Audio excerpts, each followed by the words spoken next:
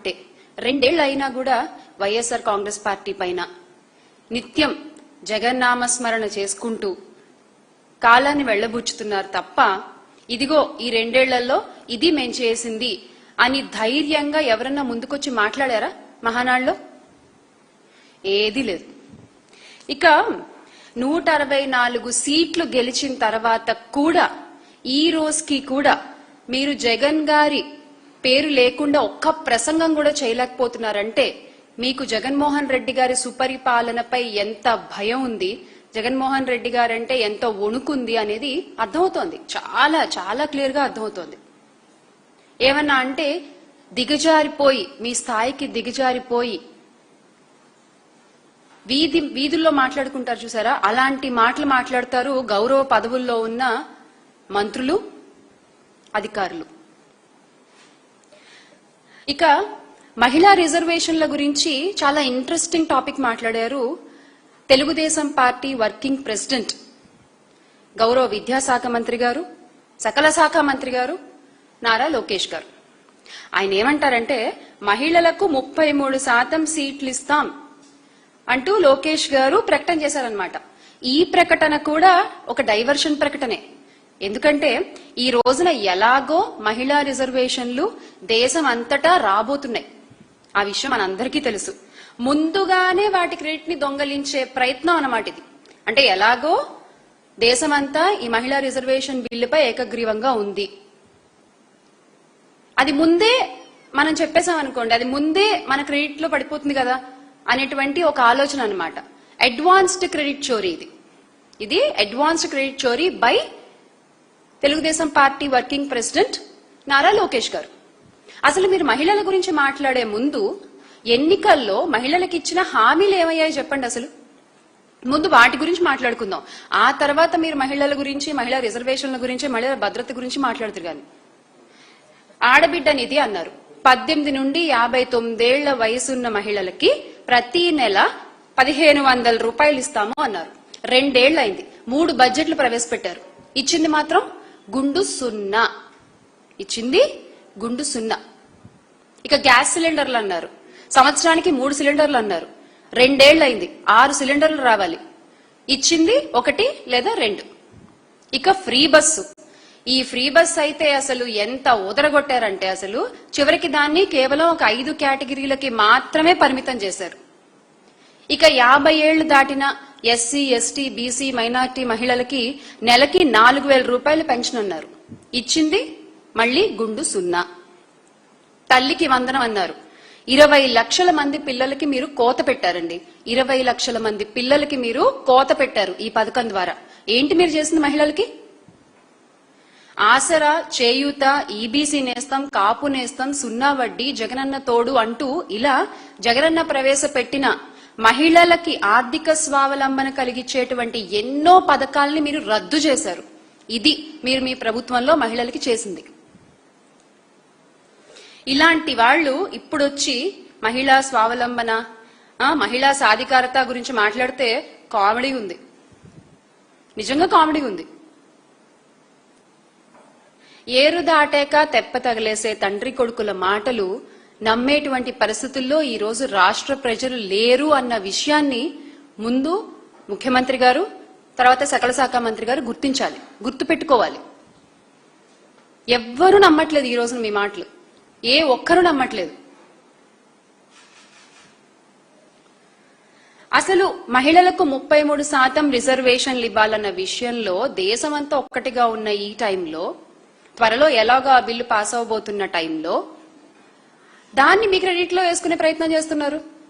అసలు నిజంగా మహిళలకు 33% రిజర్వేషన్ అన్నప్పుడు అందరికంటే ముందుగా దాన్ని ఒప్పుకుంది, దాన్ని అంగీకరించింది, దాని పాలనలో ఆచరణలో చేసి చూపించింది మా పార్టీ అధినేత శ్రీ వైఎస్ జగన్మోహన్ రెడ్డి గారు. ఎస్, ఆయన మీలాగా మాటల వరకే ఆగిపోలేదు, చేతల్లో చేసి చూపించారు. ఈ రోజున చంద్రబాబు నాయుడు గారు చెప్తున్నారు, మా party working president Nara Lokesh గారు మాట్లాడినటువంటి 33% రిజర్వేషన్ ని ఉమెన్ కి నేను ఆమోదిస్తున్నాను అని. అసలు మీరేంటి సార్ ఆమోదించేది? మీరు ఆమోదిస్తారు, అమలు చేయరు.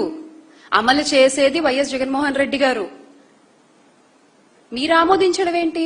త్వరలో ఎలాగో పార్లమెంట్ లో ఆ బిల్లు పాస్ అవబోతోంది, ఎలాగో 33% రిజర్వేషన్ దేశమంతటా రాబోతోంది ఉమెన్ కి. ఈ రోజున మీరు మీ అబ్బాయి కలిసి అదేదో మీ సొంత బ్రెయిన్ చైల్డ్ అన్నట్టు మాట్లాడతారేంటి? వైఎస్ఆర్సీపీ చేసిన అభివృద్ధి పనులు, వైఎస్ఆర్సీపీ హయాంలో తెచ్చినటువంటి ప్రాజెక్టులకి ఎలా అయితే మేము తెచ్చాము అని క్రెడిట్ చోరీ చేసుకుంటున్నారో అలాగే సేమ్ టు సేమ్ ఈ మహిళా రిజర్వేషన్ బిల్లులో కూడా క్రెడిట్ చోరీ చేసే ప్రయత్నం చేస్తున్నారు తండ్రి కొడుకులు ఇద్దరు కూడా. నిన్న మహానాడు వేదికలో అది క్లియర్ గా కళ్ళకు కట్టినట్టు కనిపించింది. అయినా అసలు మీ రాజకీయ జీవితం అంతా కూడా ఇలాగే కొనసాగుతోంది. ఎంతసేపు క్రెడిట్ చోరీ, క్రెడిట్ చోరీ, క్రెడిట్ చోరీ. ఎన్టీఆర్ గారి దగ్గర నుంచి పార్టీ చోరీ, ఆయన మరణానికి కారణమయ్యారన్న విమర్శల మధ్య ఈ రోజున సడన్ గా ఆయన మీద గౌరవం పెరిగిపోయి చెప్పులేసిన సంగతి కూడా మర్చిపోయి ఆయన మీద ఈ రోజు ఆయన మా తాతగారు అంటూ దండలేసి దండాలు పెడుతున్నారు. ప్రజలు ఏవి మర్చిపోరు, ప్రజలు అన్ని గుర్తుపెట్టుకుంటారు. ఇక తర్వాత గొడ్డలి పార్టీ అని మాట్లాడుతున్నారు. గొడ్డలి పార్టీ ఎవరిదండి? ఎవరిది గొడ్డలి పార్టీ? ఎవరు హత్య రాజకీయాలు చేస్తారు? ఎవరు మనుషుల్ని చంపేస్తారు?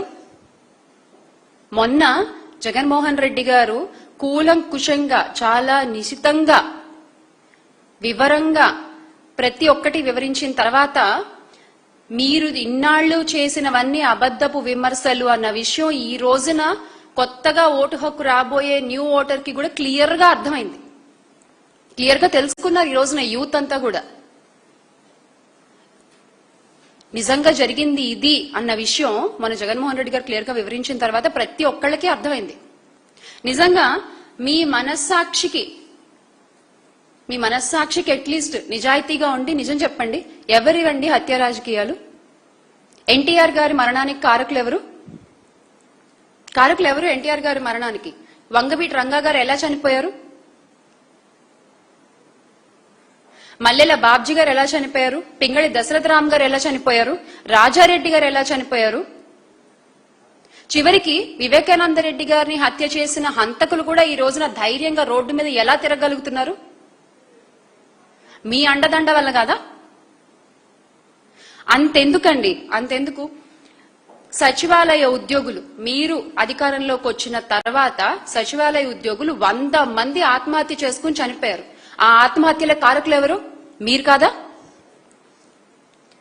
జగన్మోహన్ రెడ్డి గారు ఆయన నాయకత్వంలో అక్టోబర్ 2, 2019 దేశంలోనే for the first time after independence ఒకటే రోజున 1,20,000కి పైగా సచివాలయ ఉద్యోగాలు రిక్రూట్ చేశారు.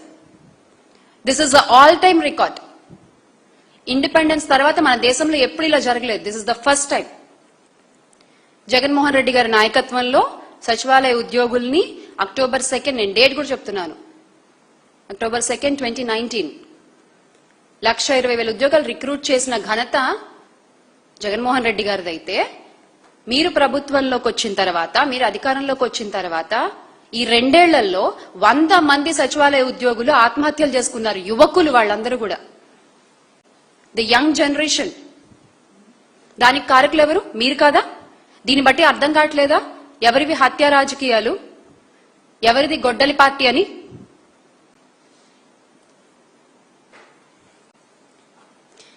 ఈ ప్రభుత్వం వచ్చాక రెడ్ బుక్ పాలనతో వైఎస్ఆర్సీపీ నాయకులపై, కార్యకర్తలపై దాడులు పెరిగాయి. దాదాపుగా 21 మంది రాజకీయ హత్యలకు గురయ్యారు. ఇప్పుడు చెప్పండి, ఎవరిది గొడ్డలి పార్టీ?